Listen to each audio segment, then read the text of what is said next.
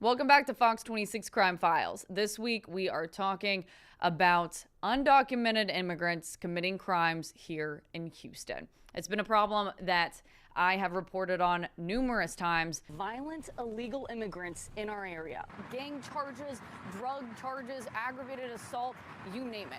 Should he have even been in the U.S.? I'm going to go through just a couple of those cases that really strike me as interesting. So the first one is a story that I told you out of Katy. It is a Katy sex trafficking case where two men are accused of trafficking two teenage girls out of a Katy motel. They posted these girls allegedly on an adult escort website and advertised them as a two-girl special. Now, two defendants are in this case, Pedro Gonzalez and Brandon Andrews. Pedro Gonzalez was in the United States illegally when he committed this crime. I reached out to ICE. They responded to me saying that Pedro Pablo Gonzalez is a 40-year-old illegally present Venezuelan national who was admitted into the U.S. on January 23rd of 2017 at Miami International Airport. He failed to depart according to the terms of his admission, and then he was ordered removed from the United States in 2019. So that means that he has been here in the United States illegally since 2019. The next case we're going to talk about is the death of Ivory Smith. Now, the defendant in this case, his name is Joel Enrique Gonzalez Chassin, and he is now charged with intoxicated manslaughter. He allegedly caused a crash that killed little Ivory. Records show that he was charged with a felony in Harris County back in June. He was put on an ICE hold, and that felony was eventually dropped to a misdemeanor. He spent 113 days in jail and then was released. When he was released from jail, that ICE hold was also lifted. And then less than 3 months later is when this crash happened that killed little Ivory. Or why was that hold lifted when he discharged his sentence? If they had kept that hold on him, there's no ifs, ands, or buts. You had a 7-year-old girl that would be alive today, and you had a mother that wouldn't be seriously injured. And this case is one that absolutely shocked Houston and the entire nation. This story quickly went national. The story of 12-year-old Jocelyn Nungaray. She was murdered, killed, her body left in a ditch, her hands and ankles bound, only 12 years old. And the two people accused of doing this to her, they're both Venezuelan nationals who were here in the country illegally. Johan Jose Martinez Rangel and Franklin Jose Pena Ramos. And we did get information from ICE Houston that Border Patrol had apprehended Martinez near the El Paso border on March 14th. He was released on the same day, and then Border Patrol also apprehended Pena on May 28th, also near El Paso. And on the same day that he was apprehended, he was also released. And that was just months before the killing of Jocelyn Nungaray. And I'm joined now by her mother, Alexis. And like we were just saying, it's been almost 7 months now since this happened. And in that past 7 months, what has this process been like for you? It's definitely been a roller coaster of emotions. Of course, I was very overwhelmed with the amount of reporters and covers of wanting to make it the top story and just being bombarded with so many people wanting to hear what I had to say as her mom. With due time, I've had time to, with practice, I guess you could call it, I've had time to process it and get more courageous with speaking up and being able to share her story and be her voice and advocate for her. And it's, you know, something that's helped me heal in a way. I'm still healing. I'm always going to have grief. It'll always sit on my heart. But I definitely felt like this has helped with the healing process, and it's helped me process things a lot easier. Some of the things in this case it sparked national attention for very specific reasons. And I know that you've been rather outspoken on the fact that the two men accused of doing this to your daughter are undocumented in the United States, and also accused of being Tren de Agua gang members. So what are your thoughts and feelings on that? It was very upsetting to know that they were both apprehended at separate times, but apprehended and then released the same days they were both apprehended.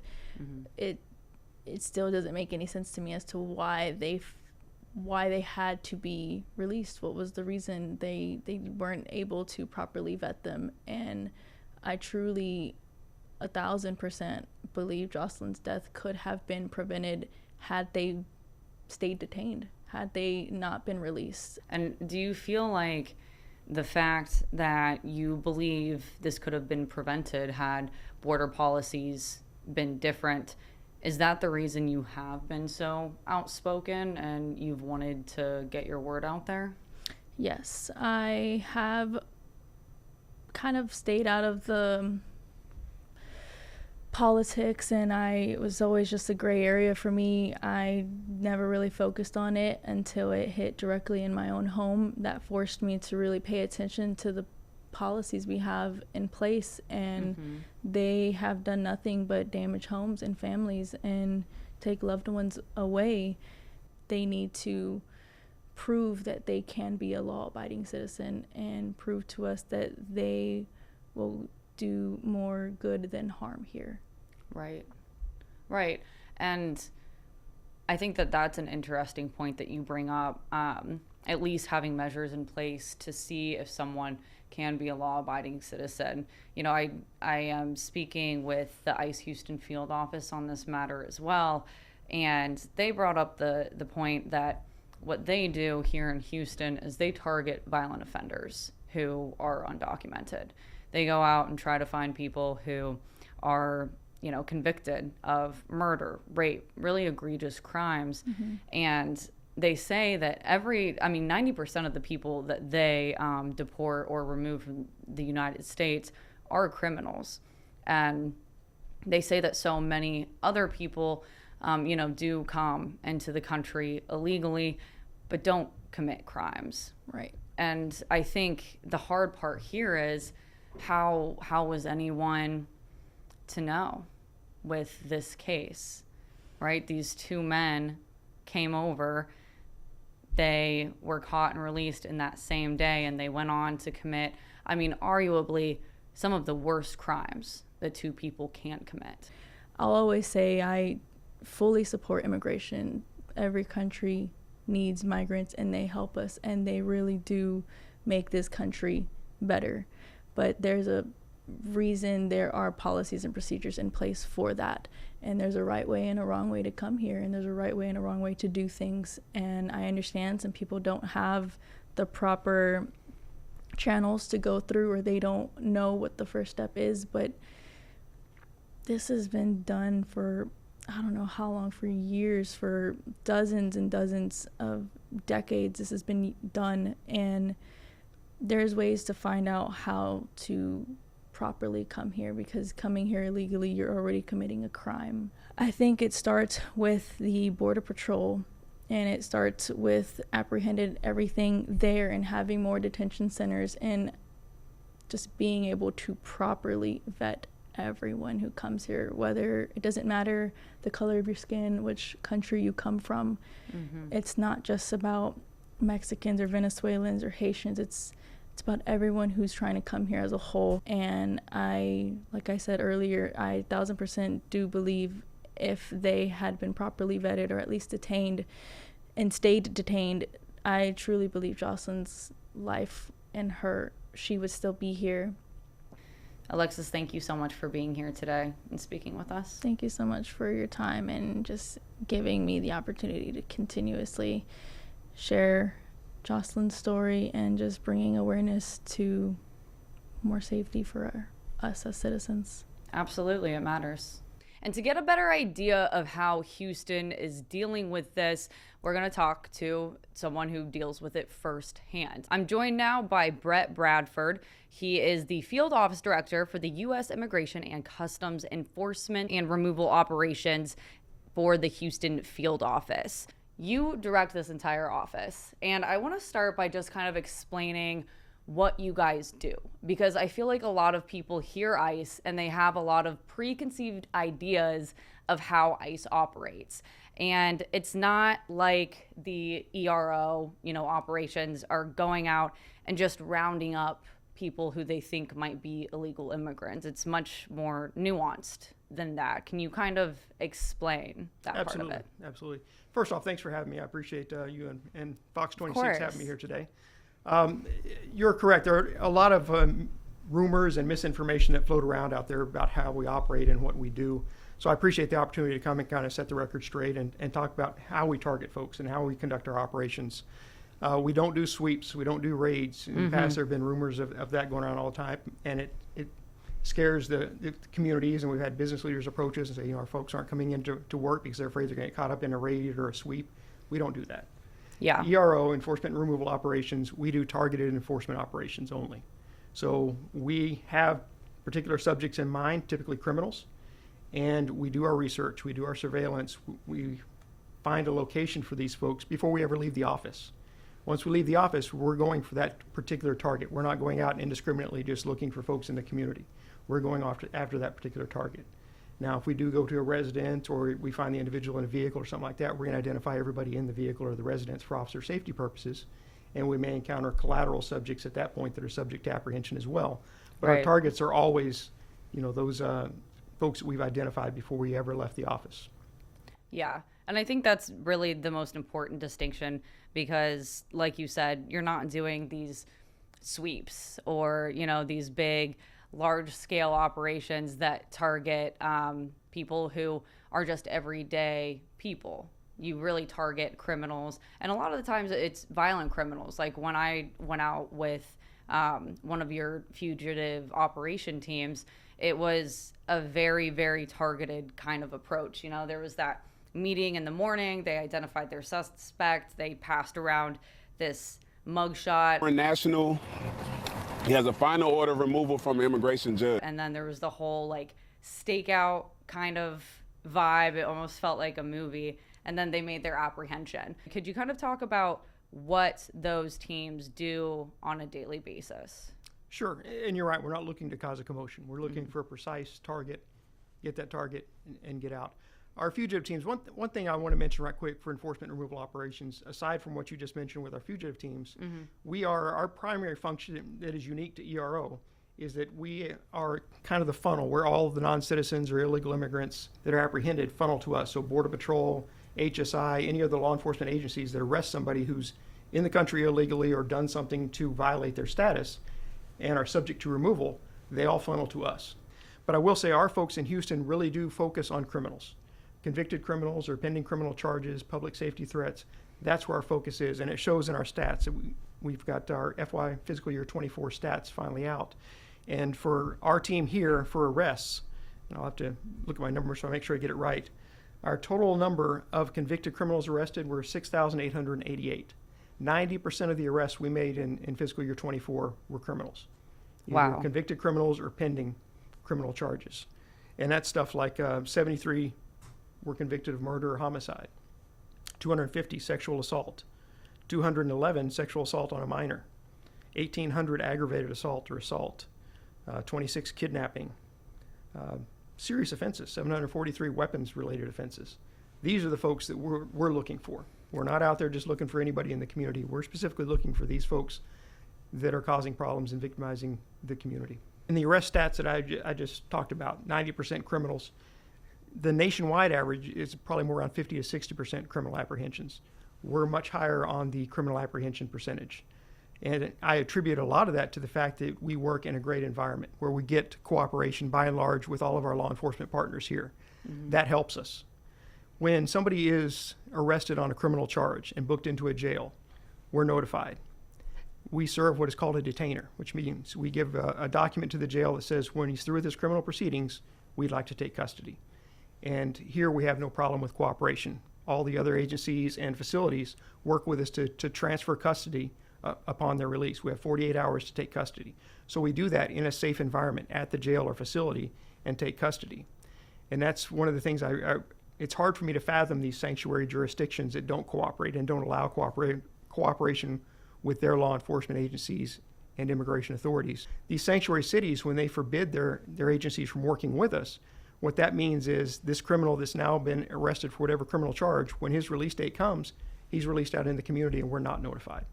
So then we have to actually spend a lot of man hours trying to find the individual in the community and actually conduct that arrest in the community where we may encounter collaterals. So it's another fugitive operations hunt again on top of Right. originally capturing someone who had committed a crime. Yeah, instead of a simple transfer, it's, like you mentioned, it's a fugitive operations hunt where we may encounter collaterals. If we're picking them up from the jail, you don't Right. have the collateral issue. We're not going to their residence or to their house. It's safer for everybody. So that's where it puzzles me with these sanctuary jurisdictions. If you're looking to protect the immigrant community, you're really not doing that. You're actually doing the immigrant community a disservice. Another good case that I would throw out there for you, Jocelyn Nungaray. It Yeah. happened right here. Those two individuals are Venezuelans. One of them was linked to the Tren de Aragua gang. When they first identified those suspects, the Houston Police Department, they came to us to get additional information from our immigration databases to help positively identify the suspects and locate the suspects. We have information in our databases they don't have access to because they're immigration databases. So we worked together with them, provided a lot of information to help them positively identify and make that apprehension. If you're in California or a sanctuary jurisdiction where they're prohibited from talking to us, we can't help them either. With that case, these guys are arrested and their immigration background is, comes to the surface. And then we say they go on an ICE hold. Can you kind of explain what that process is like and what that means? Yeah, that's another good point. I appreciate you bringing that up. In, again, states like Texas where we have that cooperation and our detainers, or ICE holds as you called it, are honored, our detainers are a request. In Texas, they're honored. In, let's say, California or other sanctuary jurisdictions, they're not honored. Like I mentioned before, they release the subject. So here, when they honor our detainers, once we lodge a detainer for those two suspects in that case, they can't be released. So even if they were granted bond, they won't be released because we've Right. got a detainer on them. So if they were to be released, they're going to be given to us. They're not going to be released back out to the public, no matter what. So that's another thing that I feel good about. It's a terrible case, and I hate crimes against children, especially. It's, there's a soft spot in my heart for children. I've got 2 kids, and I hate seeing these crimes against innocent victims like that. Yeah. And so if we can do something to make sure those folks stay in custody and don't get released back into the community, I'm happy to do it. And I talked about our arrests. Let me talk about our removals a little bit. In fiscal year 24, we removed 15,200 people from the United States, just the Houston office. That's what we removed. And in that, there were 19 foreign fugitives, so individuals from other countries who committed crimes and fled to the United States to avoid prosecution. Wow. 19 foreign fugitives. 8 known or suspected terrorists. 8 terrorists. Wow. Which is huge in my opinion. That is right here in Houston. Yeah. 55 homicide convictions, 329 rape or sexual assault convictions, and about 1,200 aggravated assault or assault convictions. Those are the folks that we removed from this community last year. So the stat that I referenced that you can't measure is how many crimes were prevented because these folks aren't on the streets here in Houston. Had we not removed them, they would all still be in our communities here in Houston to reoffend potentially. So you can't measure because it didn't happen, but how many kids didn't get sexually assaulted because we removed all these folks? That's what I'm proud of. And I also, want to clarify, when you're saying these stats, these are people who are convicted of these crimes. They're not charged, accused of these crimes. These are people who went through a criminal court process and are convicted rapists, murderers, child sexual predators. These are people who did these offenses, real perpetrators. Correct. Yeah. Absolutely. And one thing I want to point out when we're saying all this too is if you're in this country illegally, you're subject to removal. Right. Like I said, we target and prioritize the worst of the worst. So I do want to point out, as I'm saying all these stats, there are a lot of folks that come here that are good people. They come here to make an honest living for their families, and unfortunately they violated the law to get here, and they may be subject to removal. They're not somebody we're necessarily targeting at this point, but they're still subject to removal. But I just want to make sure to point out, I'm not saying everybody is a criminal and everybody's in this category. There are a lot of good folks that come here that are in unfortunate circumstances and have to come the way they do. And unfortunately, it's in violation of the law, and there may be consequences to that at some point. But not everybody comes here is a criminal. There are a lot of good folks that come here as well. Yeah, and I like that you point that out, because like you said, between 10 and 15 million illegal immigrants possibly here in the U.S., a lot of those people are the people that you're speaking to who came here to help their families and are very normal everyday people who are not committing egregious crimes, even though the act of being in the U.S. illegally is illegal.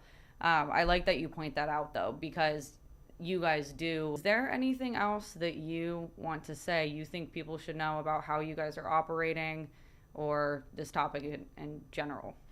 Yeah, I think the thing I would point out, as we talked about before, is, my officers, as I've stated, they live in these communities. They want safe communities. They want good places to raise their kids.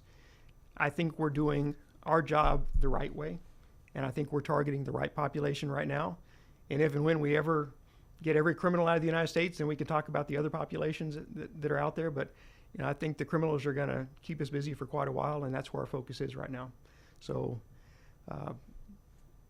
like I said, we're not doing sweeps, we're not doing raids. If you hear that out there, please understand that's not how we do business. I will be getting out and trying to do a lot of outreach in the communities as well, so that folks, business leaders, mayor, people like that, have my contact information. So if these rumors start getting out there, they can reach out to me to get the truth about how we operate. But I don't want people to be scared. You shouldn't be scared day to day. Now, understand, if you're in this country illegally, you are subject to removal, but we're not targeting those populations. Unless you're in the wrong spot at the wrong time, there's no reason to be scared and not go to your job or not get out and do the things you need to do day to day. Well, thank you. Thank you for coming on and explaining what you guys are all about. I think it's so important for people to understand exactly how the field office works and the kind of work that you guys are doing, because I do think what you're saying is true about the impact that you're having on the community, making it safer for not only you and me, but also those vulnerable immigrant populations. Absolutely. Well, thank you for having me. I appreciate the time.